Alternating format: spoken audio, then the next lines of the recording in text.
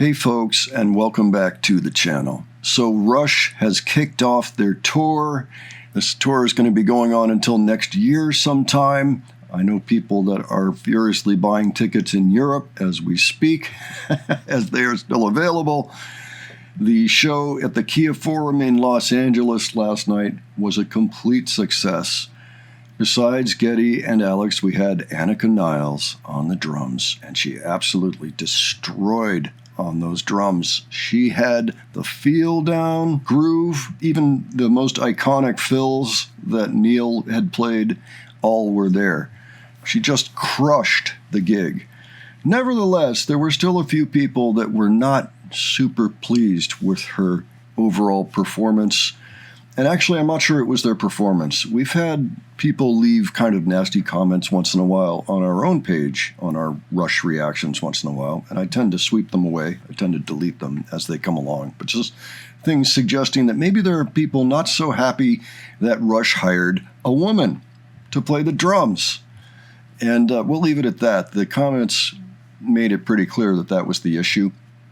They didn't quite say it that way, but it was pretty obvious, because there was really nothing of substance in the arguments. I think she did a tremendous job, but I'd like to know what you thought of it. If you happen to have seen any of the clips on YouTube of the show, the very first show, which of course started with Xanadu.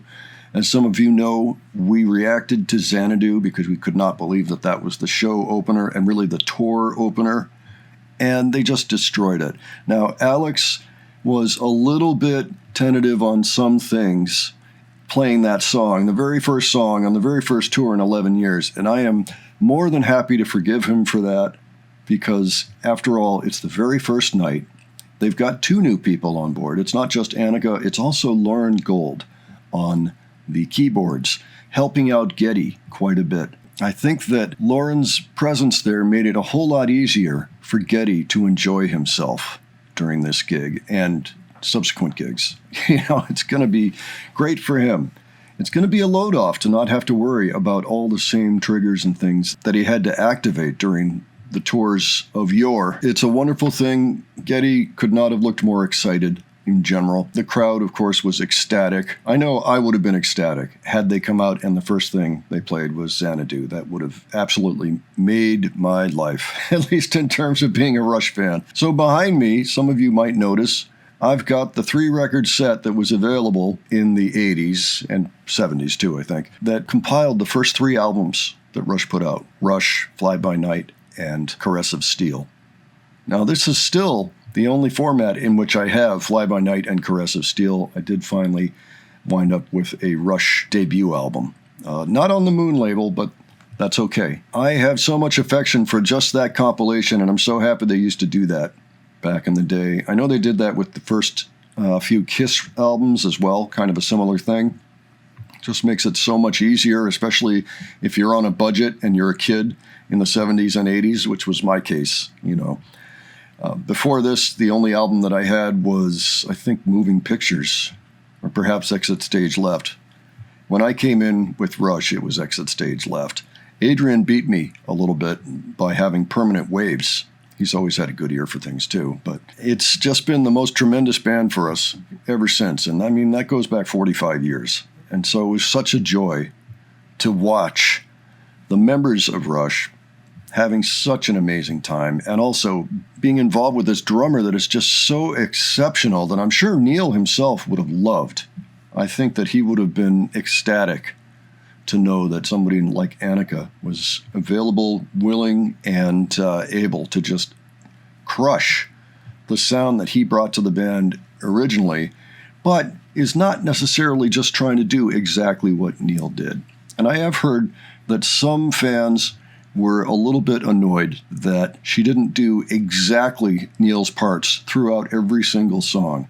First of all, can you even imagine trying to remember all that in that quick a time? I mean, we're talking about Neil's entire career crushed into, these 40 songs, 22 of which were played in the first night, and to be able to carry them out, all of that complexity, all of those extremely unique fills. That's one thing about Neil. Most of his fills are things you never heard from other drummers. They were penned by him. They were different, He didn't reuse them too often, in other songs. He was just constantly coming up with new ones. I heard it said earlier today, maybe it was on Rick Beato's channel, because he just dropped an interview of Anakah, which was quite good, by the way, saying that Neil was the most air-drummed drummer of all time. And I believe that to be the case. Even people that are not drummers know Neil's fills and try to play them, And you guys see me do that all the time when we're reacting to music over on the other channel. It's so much fun. But I think that it is a great thing that Anakah brings some of her own style to it. I remember when the Grateful Dead came to an end because of Jerry Garcia's death in 1995. One of the guitar players that came along in the wake of that was used, I think, in Bobby's bands, if I'm not mistaken. I'm sorry, I don't quite remember, but John Kadlecek. He is an excellent player in terms of conjuring up Jerry Garcia, but that was also the biggest critique about him. It's one of the reasons Bill Kreutzmann didn't really want him involved after that, was he evoked Jerry almost too well and didn't really have a lot of his own personality in the playing. Now, I have no idea why that is. He may have been told to do that, for all I know. So I'm not knocking John Kadlecek by any stretch of the imagination. I think he did a very good job. But that was always the big thing. The big drawback for a lot of fans was that he sounds like he's trying to be Jerry. He's trying to clone Jerry, whether he was or not. And so I think the same thing would happen to Anakah if she were trying to do that with Neil's music.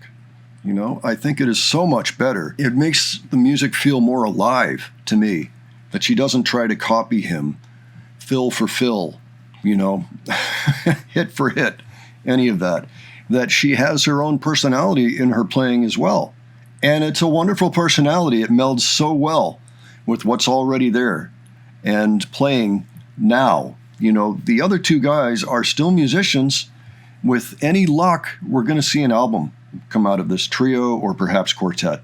We'll see with Lauren whether or not he ends up on an album or if there is an album that anybody does out of this. But I sure hope so. I hope there's some new music. And I think that we will see that Anakah's personality just fits very well with the whole philosophy of Rush. And so that's where I am with her. I am so happy that she is playing with them. And I think the results so far speak for themselves.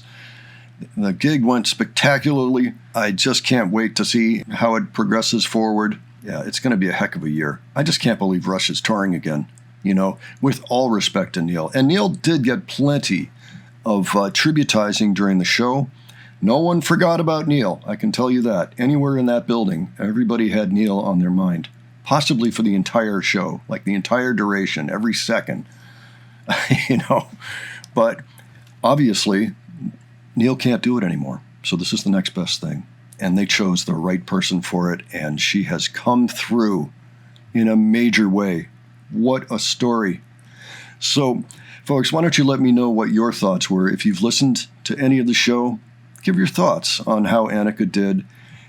Even if you have some misgivings. I know some longtime Rush fans are like, well, I tried to shut the door on this because it was painful enough to lose Neil. And it was a complete surprise, too. He didn't let anybody know that he was sick. It was just one day he was gone, and that was it. Just overall, I'd like to know where you are as a Rush fan, how you feel about all this. I can say, as for me, and Adrian, too, fans for over 45 years, we are completely on their side, and we're elated that they have such a great partner to make potentially new music, but also to keep the old music alive and to breathe some fresh life into it after it's been gone for so long. So by all means, give your thoughts. If you have suggestions for me, leave those below. And if you enjoyed this video, please give it a like. And if you enjoyed my presentation, please subscribe. All right, thanks so much for joining me today. I'll catch you on the next one. Take care, folks.